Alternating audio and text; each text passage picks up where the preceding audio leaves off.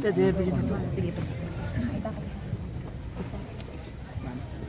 Kailan, before last week, kailan last na nagkaroon ng event na gano'n, na walang ulan tapos sa bundok lang, kailan?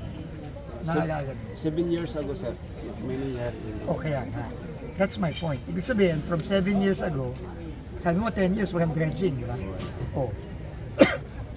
Ibig sabihin, mababaw na to. Hindi na niya kaya, kaya umapaw ng gano'n. Kasi walang ulan eh. Tama ba ako? Walang ulan dito, di ba? Nung nagbaha, walang ulan, di ba? Sa bundok So po, ang sir. ulan sa bundok. E paano pa pag bumagyo? Nasabay-sabay, mayroon sa bundok, mayroon dito. Patay na tayo. Kawawa naman yung mga tao. Hindi kayo nag-dredge.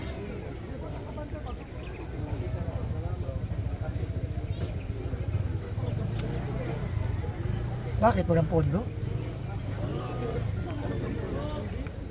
Hindi naman mahal ang dredging.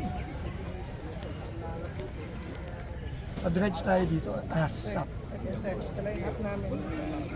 Magpadagdag tayo ng equipment. Ilan ang equipment? Kulang kasi marami. Tumutulong sa kanila. Hindi, pero kulang yan. Kailangan magbayad na rin kayo para sa ano. O kaya magpadala tayo ng mga bago. Yun, na-discuss na po namin yung tapos. Sa Davao River, nagdo-dredge ba tayo? Wala rin.